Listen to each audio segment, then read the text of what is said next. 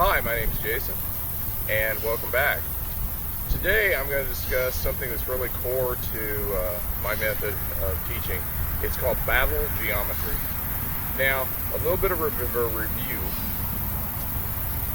The three elements to a style, which I talked about in the introduction video. The pyramid of what a style is. Basically, at the bottom, you got the most important thing called footwork. Then up, one level, you've got defensive techniques. At the top of the pinnacle, you've got offensive techniques. Now, the footwork, the most important thing is on the bottom. It's also about the most easy concept. Today, I'm not going to really get into detail, but I'm going to do a little bit. I'm just going to do a demonstration to show you how it works, and I've got diagrams to show you what's going on. Now, as I said, for years I studied and I did, performed Hsing-i, fought with it, actually successfully against quite a few individuals, not really in real fights, but in like sparring and things like that.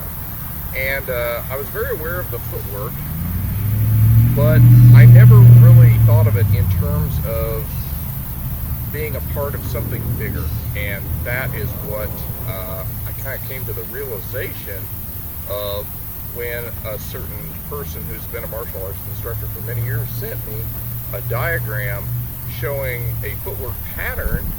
And when something kind of clicked in my head, and I started, I've studied so many different martial arts, and as I've already said, there's common points in each of them. And you find the same stances in just about every martial art in one form or another. Some may have a different one here and there, but they're all basically kind of the same thing.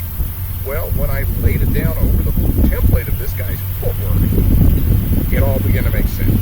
And that's what I'm here to discuss today. And let me tell you about battle geometry. Now, battle geometry is a hexagonal footwork pattern, and this is common among all martial arts. Okay? The reason being is they all pretty much have the same stances. That's a pretty tough argument to make against there. If you get a stance, you're going to move a certain way. And you might say, well, wait a minute. Well, what about a boxer? He moves back and forth and side to side. It's the same thing as what a Hsing-i style is doing, what a Jiu-jitsu guy is doing. Okay? The template is there because you've got a certain amount of distance between you and your opponent.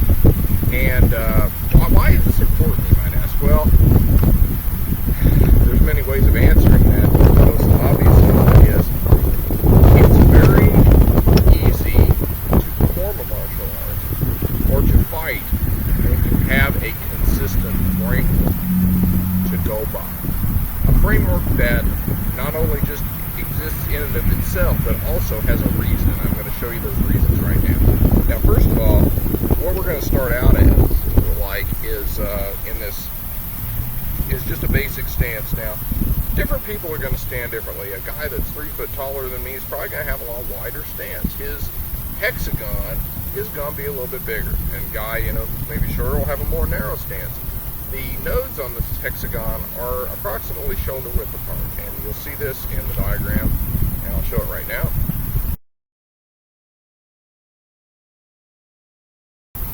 Okay, now I'm standing here, and my feet kind of tend to point out a little way. Some people, like my daughter who's standing behind me over near the camera, her feet kind of point inwards, and that's a pelvic thing, and her brother too. But my feet I'm kind of duck-footed. I walk that way. So here I am. I'm standing here, feet shoulder width apart. Now, in reality, why is it important to learn fighting in the context of standing like this? Well, I've seen very few fights that started like, come on, put him up, like that. That doesn't happen. People are cowards. If a guy wants to beat you up, he's not going to let you get your guard up. He's going to blitz, he's going to hit you unawares. He's going to get you when you're down or you're in a disadvantaged position. And most fights that I've been in basically kind of started like, standing just normal like this, okay? So, you're standing like this. Now, let's say I don't have somebody to demonstrate with.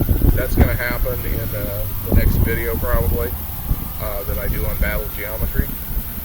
But they're not here right now, and my daughter is way too short to get anything out of it. Okay, now what's going to happen is, if you can imagine, if you can reference the footwork patterns that I'm going to show you throughout this video, they're very easy to see and very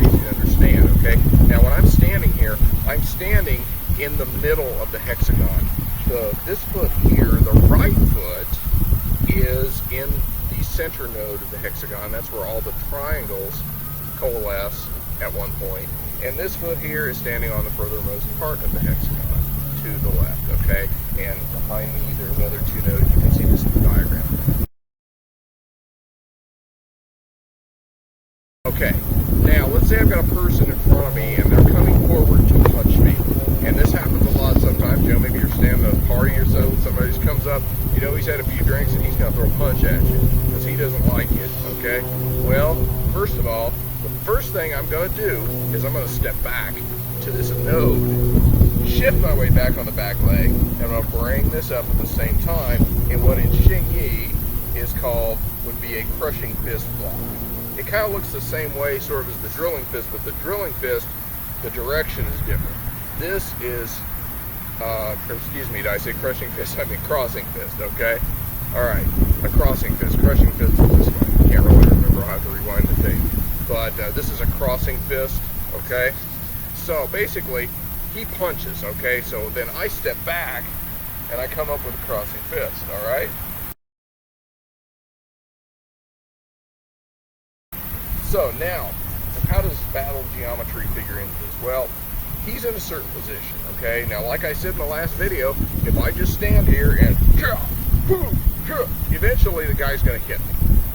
Remember, great fighters always stay moving. And in keeping with movement or keeping moving, they cause their opponents to have to reset their positions. Okay, so here I am. I've stepped back into this, and I have blocked an oncoming punch. Now, this is crossing fist, earth element.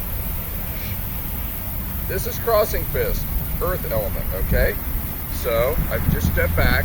Now, I could also do splitting, which is a downward strike, for example. I can step back like this and block it. You know, it depends on which direction. See, in Hsing-i, the 5 element fists are a direction, okay? They're directions by which things come, okay? Now, and directions in which you use to hit other people.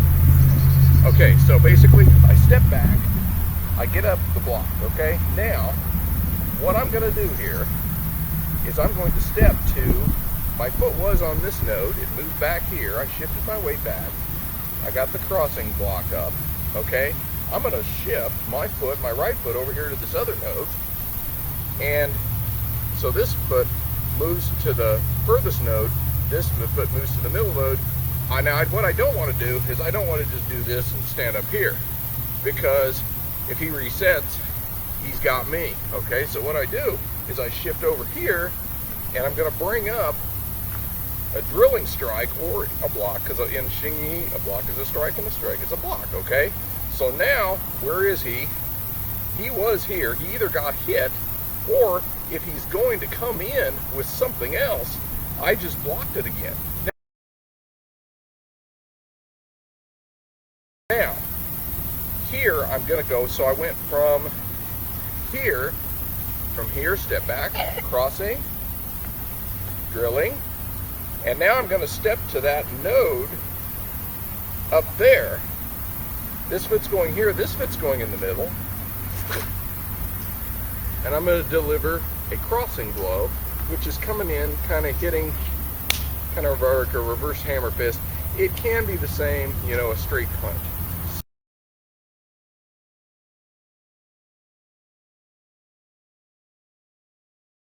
So basically the motions of this, you know, first,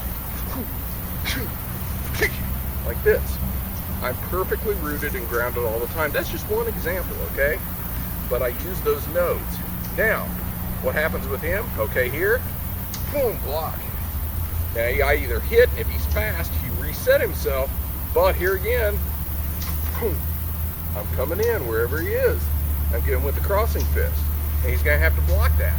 And I'm doing it quick enough to where he may not have time to reset. And if I get him or touch him, when he's in the middle of a stepping movement, his balance is gone. Trust me, my instructor was really, really good at that, okay? Really good at that. Okay, so now, here I am. I'm set here. One more time. Okay. So, Those are two different elements. Now, we can also do this in another form, okay? Let's do it with a splitting, okay? Let's say he's punching, but the punch is either coming from this hand or that hand is kind of traveling more toward this way, where this side, where it would be a little more difficult and I might even pull an enemy. So here we go. So step back, okay, down with the splitting block. Okay, now, instead of going over this way, I'm going to step back up to this node here and back fist to the face, okay? All right, now, also, which is drilling, also, it's with the opposite hand, but that's okay. Now, what do I want to do now to attack? Well, watch this. I'm going to step up to this node and kind of an oblique crushing fist. All right? You can do that. See, this is the way to put the 5 elements together in a fighting technique, a style, okay? You see everybody doing their Hsing-i, oh yeah, okay, here, boom, yes, and they just keep going and going, but they don't really show you how this works in a real fight when the rubber hits the road, okay? And the hexagon, battle geometry, footwork, is what makes it work, okay? That's my demonstration for today. Listen, there's better ways and more.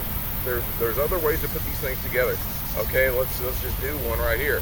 Let's see. Let's go back here. Okay, drilling like before, but this time let's say he moves straight ahead. Pounding fist. Okay, got it. Right there. You can put these elements together any way you want to. But if you look at any fighting system, they're going to use this footwork in one way or another, or if they don't, it may not be that effective. But anytime anybody's jumping around, hitting the enemy, this geometry is going to come into play, and the more you understand it, the better you can practice it. And the more you practice it, the more familiar and comfortable, more natural it will become. And this footwork also puts you in control of the fight, in that it's setting you up to attack your enemy in places that he can't really defend very easily against. Okay?